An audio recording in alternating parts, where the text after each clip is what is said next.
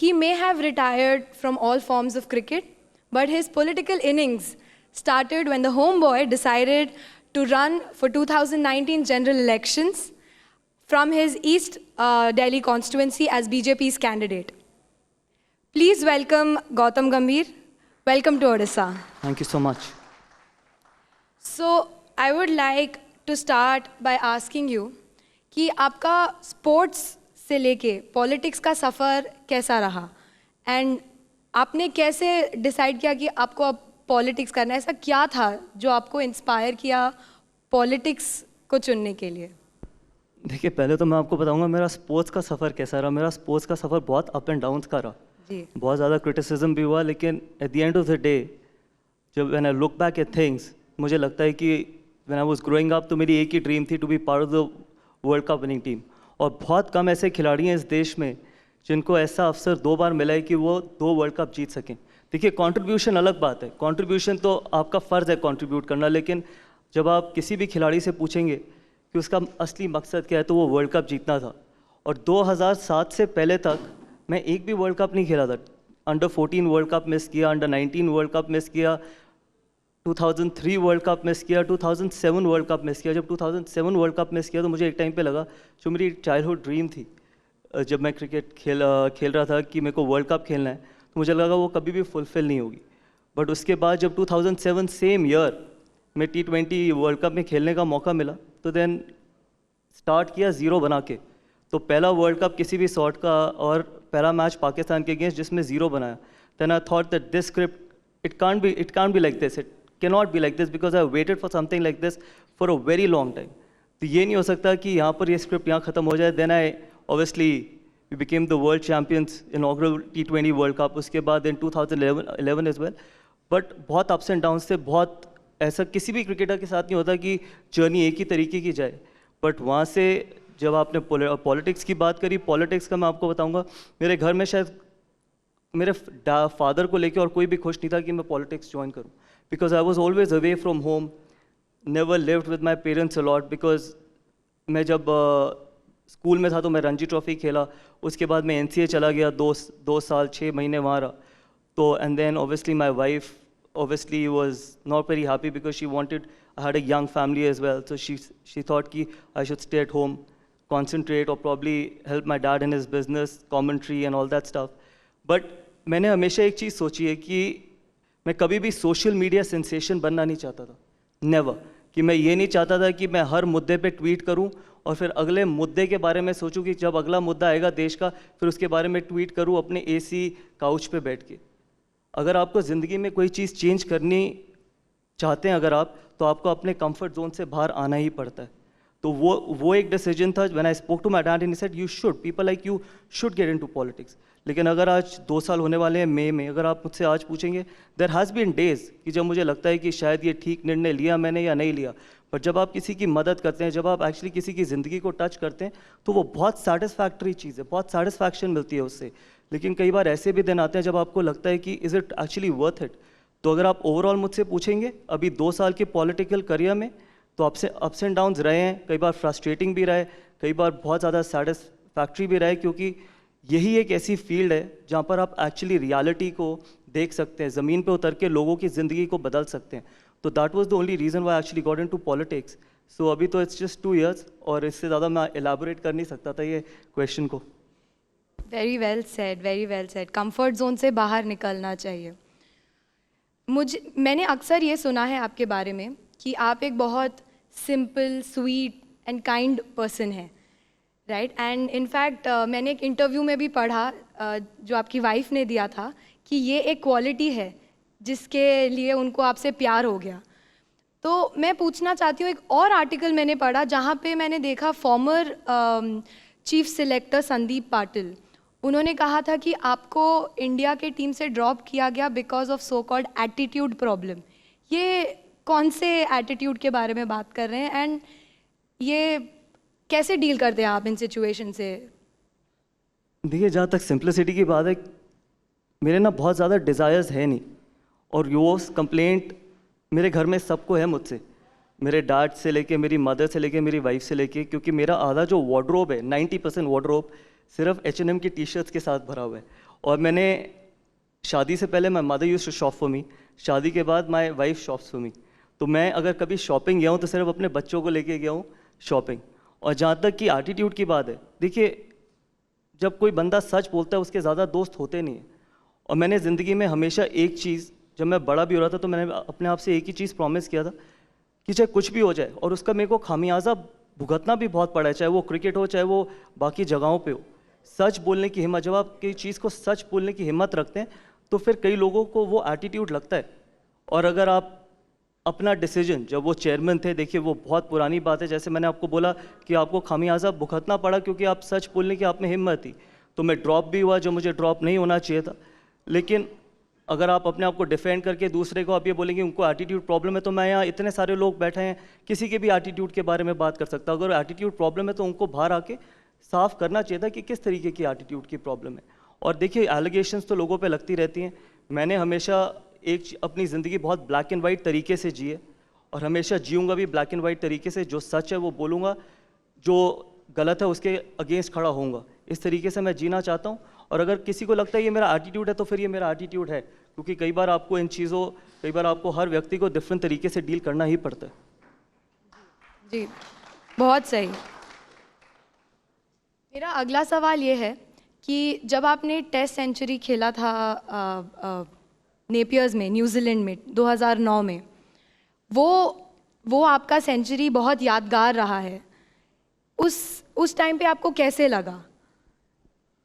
देखिए वो सेंचुरी में से ना बहुत बार ये क्वेश्चन पूछा जाता है कि मेरे जो क्रिकेटिंग करियर की सबसे मेमोरेबल मोमेंट क्या, और मैं बहुत आसानी से कह सकता हूँ कि 2007 2011 वर्ल्ड कप का फाइनल।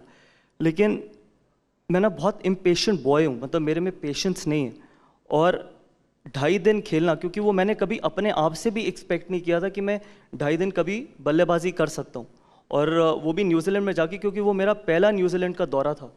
तो जब हमारे को फॉलो ऑन मिला और हमारे को 2.5 दिन खेलने थे टेस्ट मैच सेव करने के लिए, तो उसके बाद मुझे ये रियलाइज़ हुआ कि ये एक ह्यूमन माइंड क्या क्या चीज़ें अचीव कर सकता है, वो आप जब तक बीच में उतर के अपने आप को चैलेंज नहीं करेंगे तब तक आपको पता नहीं चलेगा। इसलिए वो बहुत स्पेशल था, क्योंकि 2.5 दिन किसी भी, अगर आप क्लब क्रिकेट की भी बात करेंगे, 2.5 दिन बल्लेबाजी करना बहुत मुश्किल है। और कई ऐसे भी सेशन रहे जब मैंने 2 घंटे में 1 रन भी नहीं बनाया। और मुझे याद है मैं और VVS लक्ष्मण बैटिंग कर रहे थे 5वें दिन पे, और वो फर्स्ट सेशन था। तो फर्स्ट सेशन जब लंच ब्रेक हुई, जब हम वापस जा रहे थे ड्रेसिंग रूम में, तो VVS लक्ष्मण ने रास्ते में मुझसे एक बात बोली, और जो वो मैंने खुद भी रियलाइज़ नहीं करी थी कि आपने ये रियलाइज़ किया कि आप 2 घंटे में आपने एक लफ्ज़ भी नहीं बोला। क्योंकि ओवर्स के बीच में नॉर्मली 2 पार्टनर्स एक दूसरे से बात करते हैं, और वो जो 2 घंटे में मैंने ओवर्स के बीच में VVS लक्ष्मण से एक शब्द भी नहीं बोला था। मैं उस जोन में था।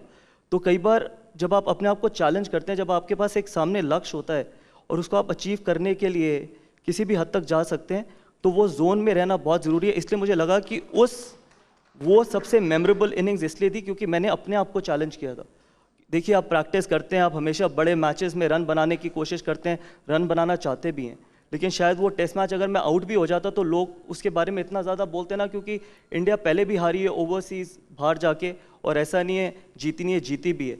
लेकिन वो पर्सनल पॉइंट ऑफ व्यू से बहुत ज़्यादा स्पेशल इसलिए था क्योंकि मैं एज बीइंग इम्पेशेंट, अभी भी बहुत इम्पेशेंट हूँ मैं, लेकिन उसके बावजूद अगर मैं 2.5 दिन बल्लेबाजी कर सकता हूँ, अगर आप मुझसे अभी पूछेंगे कि मैं 2.5 दिन फिर से बैटिंग कर सकता हूँ, तो मैं नहीं बैटिंग कर सकता, और मैं शायद उसके बाद कभी कर भी नहीं पाया हूँगा। तो वो जो चैलेंज था, वो जो अपने आप को चैलेंज किया था, जब आप उसमें सक्सेसफुल होते हैं, उससे बेहतर चीज़ कुछ नहीं हो सकती। वो एक जुनून था उस टाइम पे कि बस करना है। I mean it is very surprising कि आप बोल रहे 2 घंटे आपने एक शब्द भी नहीं बोला। इससे मुझे ये भी एक सिग्निफिकेंट मोमेंट याद आता है कि आपने एक स्ट्रगलिंग टीम को, उनकी तो तकदीर बदल दी आपने। KKR, आपने उनको 2 जीत की तरफ आप उनको ले गए, 2 टाइटल विन्स 2012 एंड 2014 में।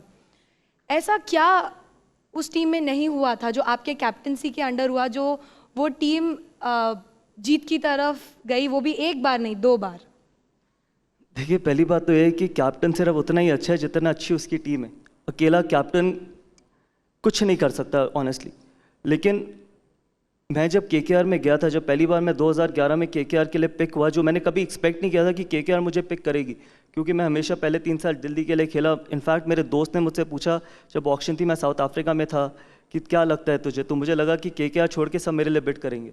और जब केकेआर ने मेरे लिए बिड किया तो वो पैसे का प्रेशर भी बहुत ज़्यादा था, टू बी ऑनेस्ट, क्योंकि उस टाइम पे मैं हाईएस्ट पेड क्रिकेटर बन गया था आईपीएल का।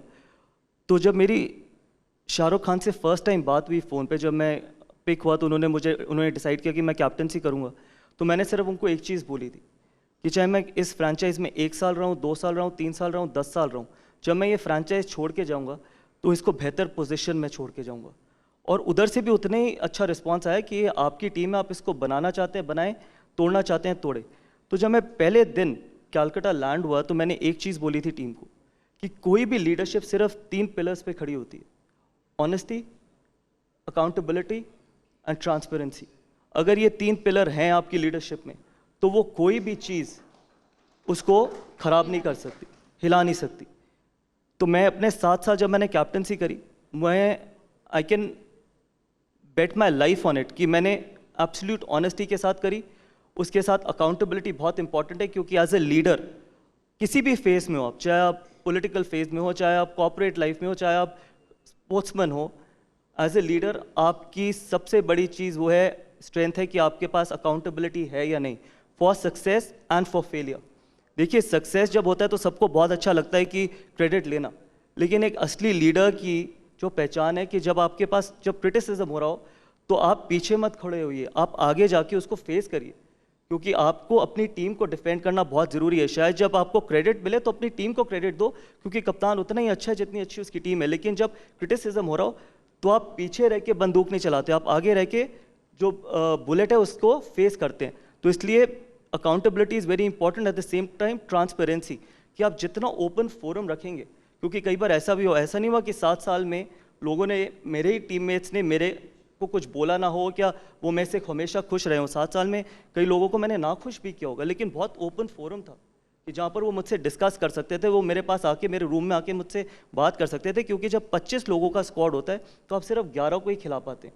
तो जो वो 14 लोग होते हैं वो हमेशा सल्व करते हैं, क्योंकि हर व्यक्ति खेलना चाहता है। तो जब आप ट्रांसपेरेंसी रखेंगे, ऑनेस्टी रखेंगे और अकाउंटेबिलिटी रखेंगे, तो कहीं ना कहीं वो ये 3 कारण थे कि इसकी वजह से हम सक्सेसफुल हुए। और कप्तानी की वजह से नहीं, जब आप ये सारी चीज़ें ठीक करते रहते हैं तो ऑटोमेटिकली कप्तान एक सक्सेसफुल हो जाता है। और एक और चीज़, कैप्टन और लीडर में बहुत फ़र्क है। कैप्टनसी आप सिर्फ 3 घंटे करते हैं मैदान में, लीडर आप 24 घंटे बन सकते हैं। तो अगर आप लीडर बनेंगे तो कप्तानी बहुत ईजी हो जाती है, लेकिन अगर आप सिर्फ अपने आप को एज अ कैप्टन देखेंगे तो फिर आप कभी भी लीडर नहीं बन पाएंगे। That's very interesting. बहुत सीखने को तो मिला है मुझे। I think I will take this back to my work. आपने ये भी बोला था एक बार कि आपके केकेआर में रहने की वजह से, कोलकाता विज़िट करने की वजह से आपको एक लगाव सा हो गया था उस सिटी से। एंड जब सीएम ममता बनर्जी ने कहा कि ये बाहर के लोग हैं, बीजेपी के बाहर के लोग हैं, तो आपने बोला था आपको बहुत डिजेक्शन फील हुआ। उसके बारे में कुछ बताएंगे? देखिए, पहली बात तो वो बहुत इररिस्पॉन्सिबल स्टेटमेंट है, इसलिए नहीं क्योंकि मैं बीजेपी का एमपी हूँ। मैं 7 साल कोलकाता में रहा भी, और जिस तरीके से मुझे प्यार मिला भी, और जिस व्यक्ति को मैंने रिप्लेस किया, सौरव गांगुली को, उससे पहले वो कप्तान थे, फिर उसके बाद मैंने 7 साल कप्तानी करी। मुझे नहीं लगता कि पहले दिन से लेके आखिरी दिन जब तक मैं कोलकाता में था कि कभी ऐसा हुआ हो कि मुझे कभी बाहरी बोला गया हो। मुझे एक गेम याद है कि जहाँ पर सौरव पुणे वॉरियर्स के लिए खेल रहे थे और मैं केकेआर का था, और वो पुणे वॉरियर्स की कप्तानी कर रहे थे और मैं केकेआर की कप्तानी कर रहा था ईडन गार्डन्स में। और टेलीग्राफ में एक हेडलाइन आई थी, Kolkata will be divided again after independence. This is probably the first time Kolkata will be divided, because the son of Kolkata is captaining Pune and the son, adopted son of Kolkata is captaining KKR. और आधा जो stadium था वो पुणे की Jersey से भरा हुआ था, आधा स्टेडियम केकेआर की जर्सी से भरा हुआ था। तो जब मैं होटल के बाहर जा रहा था मैच के लिए, तो जो वो गेट कीपर होता है, जो गेट खोलता है, उसने मुझे सिर्फ, जब मैं बस में जा रहा था, उसने मुझे एक बात बोली कि मीडिया जो मर्जी बोले, पूरा कोलकाता जो मर्जी बोले, हमारी टीम केकेआर है और हम आखिरी दम तक आपको सपोर्ट करेंगे, चाहे आपके खिलाफ कोई भी खड़ा हो। तो वो जो एक स्टेटमेंट थी, उससे ये मुझे पता चला कि मैं अडॉप्टेड नहीं, मैं actually I was the son of Kolkata for 7 years। तो अगर आप ये स्टेटमेंट देते हैं कि देखिए ये देश सबका है और इस देश में कोई भी कहीं भी जा सकता है, कोई भी कहीं पे कॉन्टेस्ट कर सकता है, सिर्फ ये बोलना कि आप बाहरी हैं, ये बाहरी पार्टी है, बहुत इरेस्पॉन्सिबल स्टेटमेंट है। ठीक है, आप मुद्दों पे लड़ाई लड़िए। अगर आपको इलेक्शन लड़ने हैं तो आप इश्यूज़ पे लड़िए ना।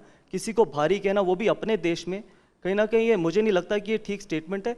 और इस स्टेटमेंट का आई एम श्योर आगे जाके people will answer this statement, to be honest, जब ये इलेक्शंस आएंगे।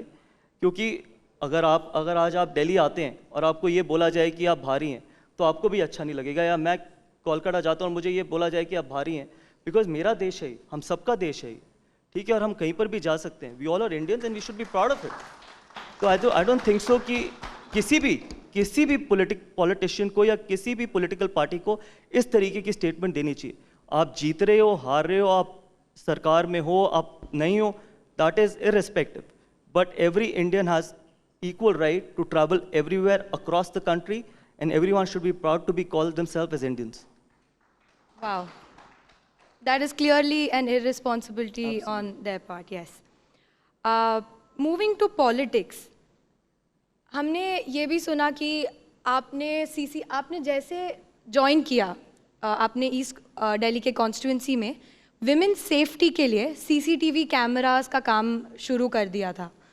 तो हमको ये तो पता है कि उसकी क्या ज़रूरत थी, उसकी तो ज़रूरत बिल्कुल थी 100%। लेकिन इस बढ़ते टेक्नोलॉजी वाली दुनिया में कैसे हम विमेन को सेफ रख पाएंगे, कैसे हम ये क्राइम रेट कंट्रोल कर पाएंगे, इस पे आपके क्या विचार हैं? देखिए, respect for women is very important, very very important. और ये सिर्फ एक दिन में चेंज नहीं होगी, सिर्फ CCTV लगाने से चेंज नहीं होगी। CCTV सिर्फ एक माध्यम है और वो सिर्फ सोल्यूशन नहीं है। अगर मैं ये बोलूँ कि पूरी दिल्ली को अगर हम CCTVs लगा के क्राइम फ्री कर देंगे या विमेंस के अगेंस्ट क्राइम ख़त्म कर देंगे, तो that is not possible. It has to be a behavioural change, it has to be respect towards women, which is very important. और मैं खुद जानता हूँ, मेरे घर में खुद 2 मेरी बेटियाँ, मेरी वाइफ, मेरी मदर है। जब तक आप महिला की इज्जत नहीं करेंगे तब तक चीज़ें बदल नहीं सकती। तो ये हमारे को लड़कों को सिखाना पड़ेगा। और इसमें कुछ गलत नहीं है कि जब तक लड़के सीखेंगे नहीं किस तरीके से महिलाओं की इज्जत करनी है और महिलाओं को सेम प्लेटफॉर्म पे रखना है। Gender equality is very important. और जेंडर इक्वालिटी कहाँ आज आप देखें कि देश में कहाँ महिलाएं पहुँच चुकी है। रफ़ाइल चला रही हैं, उड़ा रही हैं, उसके बाद डिफेंस फोर्सेज में जा रही हैं, उसके बाद मुझे नहीं लगता कि कोई ऐसा काम जो पुरुष करता है वो महिला नहीं कर सकती, सारे काम कर सकती है। एग्जैक्टली। तो जब तक आप इज्जत नहीं करेंगे तब तक crime against women will never finish. ठीक है, CCTV मैंने लगाया बिकॉज मैं चाहता हूँ कि जितना ज़्यादा से ज़्यादा हम टेक्नोलॉजी के पॉइंट ऑफ व्यू से कर सकें, हम ज़रूर करेंगे। और मेरी कॉन्स्टिट्यूंसी में बहुत इश्यूज़ हैं, चाहे वो महिलाओं को लेके हो, चाहे वो बाकी गाजीपुर लैंडफिल को लेके हो, चाहे वो बाकी चीज़ों को लेके। लेकिन behavioural change specially from men's point of view is very important. और वो सिर्फ जब आप अपने बच्चों को सिखाएं, जब आप अपने बच्चों को घर में हो, अगर आपके बच्चे, तो आप उनको बताएं कि कितना इंपॉर्टेंट है अपनी मदर की रिस्पेक्ट करना, अपनी सिस्टर की रिस्पेक्ट करना, अपने फ्रेंड्स की रिस्पेक्ट करना और स्पेशली महिलाओं की रिस्पेक्ट करना। वहाँ से चीज़ें बदलेंगी। Very well said, very well said. मुझे एक बहुत इंटरेस्टिंग चीज़ आई हैव कम अक्रॉस। आपका एक ट्वीट था जब आप कैंपेनिंग कर रहे थे, आपने कुछ फ़ोटोज़ डाली थी और मैं ट्वीट पढ़ना चाहूँगी। उस ट्वीट में लिखा था, विज्ञापन पर करोड़ों खर्चने से आपका चेहरा चमक सकता है मुख्यमंत्री जी, लोगों की तकदीर नहीं। ये बहुत पावरफुल स्टेटमेंट है। इसको थोड़ा एलैबोरेट कीजिए, समझाइए हमें कि मतलब वो स्टेटमेंट, वो एक लाइन पढ़ के, वो जो कैप्शन पढ़ के, मतलब मेरा एकदम माइंड चेंज हो गया कि आप कहाँ से आ रहे हैं, आप किस साइड से ही मतलब ये थॉट लेके आ रहे हैं। जब आपने मुझसे पहला सवाल किया था ना कि मैंने पॉलिटिक्स क्यों ज्वाइन करी, तो मैंने आपको तीसरा आंसर देना भूल गया कि मैं उसको अब आपको एलाबरेट करता हूँ। जब अरविंद केजरीवाल जी पॉलिटिक्स में आए थे ना, तो मैं उस टाइम पे क्रिकेट खेल रहा था और मेरे घर में जब ये डिबेट हुई थी कि चलो एक ऐसा व्यक्ति आ रहा है जो नॉन पॉलिटिकल है, जो दिल्ली को बेहतर कर सकेगा, जिसने ऐसे वायदे किए हैं जिसके लिए दिल्ली बेहतर हो पाएगी कि हम 100 स्कूल, 100 नए कॉलेजेस, 100 नए हॉस्पिटल्स, 100 कम्युनिटी किचन्स खोलेंगे। मेरी इनफैक्ट मदर ने मुझे बोला कि आई विल वोट फॉर आम आदमी पार्टी। और I asked her why. She said कि एक नॉन पॉलिटिकल आदमी, एक ऑप्शन मिल रही है apart from BJP and Congress, or we should give him a chance. There's nothing wrong in giving someone new a chance. I said, fair enough, that's your call, please take it, aapki marzi hai, you have all the right to do it. So she said, I'm going to vote for him. ठीक है. Over a period of time, मैंने एक चीज़ realise करी है, मेरे को 2 ही साल हुए हैं राजनीति में. आप कभी भी, सबसे ख़राब चीज़ राजनीति में है कि अगर आप झूठे वायदे करके और लोगों के इमोशन से खेल के सत्ता हासिल करते हैं. और शायद दिल्ली में एक ऐसे व्यक्ति की ज़रूरत है, वो कोई भी हो और वो कैसा भी हो, जिसको कुर्सी से प्यार ना हो, क्योंकि ये कुर्सी किसी का बर्थ राइट नहीं है. जिस दिन आपको कुर्सी से प्यार हो गया, उस दिन आप कॉम्प्रोमाइज़ करना शुरू कर देंगे. जिस दिन आपके पास ये एबिलिटी हो कि मैं ये कुर्सी जब चाहूँ छोड़ सकता हूँ, I can let go of this, वो व्यक्ति दिल्ली का भला कर सकेगा. शायद मुख्यमंत्री जी जब आए थे और उन्होंने दिल्ली को लंदन, पेरिस, न्यूयॉर्क बनाने की कोशिश करी थी, जब मैंने अपना कैंपेन किया था तो मैंने एक ही चीज़ बोली थी, हम दिल्ली को लंदन, पेरिस और न्यूयॉर्क नहीं बनाएंगे, हम दिल्ली को सिर्फ दिल्ली बनाएंगे जहाँ दिल्ली में लोग खुशी से रह सके, साफ़ पानी पी सके और साफ हवा में सांस ले सके, और जहाँ पर बच्चे जाके खेल सके आराम से. ये सब झूठ है. मैं आज भी कहता हूँ, कोई अगर दिल्ली की जनता को ये बोले कि वो लंदन और पेरिस बनाएंगे दिल्ली को, दिल्ली कभी लंदन पेरिस नहीं बन सकती. It is impossible. ये सिर्फ आपको बहकाया जा रहा है. 100 नए स्कूल, 100 नए कॉलेजेस खोलना, ये झूठ था. अगर मीडिया उनसे सवाल नहीं पूछती, इसका मतलब ये नहीं है कि आगे जाके जनता भी सवाल नहीं पूछेगी. एक कारण ये भी था कि जब आप जिन जिन वोटर्स को जो आपने वायदे किए, अगर आप उसको कभी फुलफिल नहीं कर पाए, क्योंकि आप सिर्फ सत्ता में रहना चाहते थे. ठीक है, आपने 100 स्कूल, कॉलेज, हॉस्पिटल तो छोड़िए, आपने 100 जन रसोई का वायदा किया. जन रसोई एक बेसिक नीड है. हर व्यक्ति को पूरा हक है, जो व्यक्ति अफोर्ड नहीं कर सकता खाना, एक कम से कम एक मील खाने का अफोर्ड नहीं कर सकता, उसको एक मील मिलनी चाहिए. उसके बावजूद आप वो भी नहीं दे पाए. तो इसका जवाब तो अरविंद केजरीवाल जी को देना पड़ेगा. और जब मुझे भी लगा एज ए डेलीआइट, मुझे खुद लगा कि I have been betrayed, I have actually been betrayed of the promises he is made. उसके बाद then I realise that someone needs to confront him. And आज ठीक है, आज आप इलेक्शन जीत गए, आपने मुफ्त बिजली, मुफ्त पानी के ऊपर आप इलेक्शन लड़े. मैं बिल्कुल मुफ्त देने के खिलाफ नहीं हूँ, लेकिन मुफ्त उसी को मिलना चाहिए जो अफोर्ड नहीं कर सकता, क्योंकि ये किसी की जेब से तो पैसा जा रहा है. मैंने अपने फादर को देखा है दिन रात मेहनत करते हुए. सुबह जाते थे, शाम को आते थे. मैं खुद सुबह से लेकर रात तक मेहनत करता हूँ, तब अपने बच्चों को पालता हूँ. तो मुझे पता है कि कितनी मेहनत लगती है पैसा कमाने में, और कितना आसानी से हज़ारों करोड़ रुपए आप अपने ऊपर लगा सकते हैं अपनी राजनीति चमकाने के लिए. आपसे मैं एक सवाल पूछता हूँ. सवाल क्या, मैं आपसे सिर्फ एक चीज़ कहना चाहता हूँ. एक मुख्यमंत्री आप मुझे बता दीजिए कोरोना के पिछले 6-7 महीने में जिन्होंने विज्ञापन पे, अरविंद केजरीवाल जी को छोड़ के, जिन्होंने विज्ञापन पे इतना पैसा खर्च किया. वही पैसा अगर आप शायद एक किसी हॉस्पिटल में या कोविड सेंटर बनाने में या किसी कम्युनिटी किचन खोलने में लगाते, वो बेहतर रहता या नहीं रहता? इतना पैसा, और वो भी कि सिर्फ टैक्स पेयर का पैसा. वो कहीं ना कहीं, इसलिए मुझे लगता है कि जो तीसरा कारण था मेरा राजनीति ज्वाइन करने का, वो अरविंद केजरीवाल जी थे. वाह. आपने जब जन रसोई की बात की और गाज़ीपुर लैंडफिल्स की बात की, मैं सबको ये बताना चाहूँगी कि गाज़ीपुर लैंडफिल्स का हाइट बाय 80 फीट आपने रिड्यूस करवाया. आपने सीएम को भी बुलाया था कि आइए कीजिए, but he didn't turn up, वो आए नहीं. और जन रसोई भी आपने अभी रिसेंटली अपनी दूसरी जन रसोई आपने स्टार्ट की है, जिसका प्राइस है ₹1 पर प्लेट. जो भी भूखे नीडी जो भी हैं, वो उनके लिए आपने ये जन रसोई स्टार्ट की है. ये तो ये सफ़र, ये कैसे, मतलब आप कैसे जन रसोई आप खुद स्टार्ट कर रहे हैं, और आपको क्या क्या मुश्किलें आ रही हैं ये सब करने में? देखिए, पहले मैं आपको बताऊंगा गाज़ीपुर लैंडफिल के बारे में. जब मैं कैंपेन कर रहा था तो गाज़ीपुर लैंडफिल मैंने पहली बार देखा था. मैंने सुना बहुत था, लेकिन मैं कभी गया नहीं था.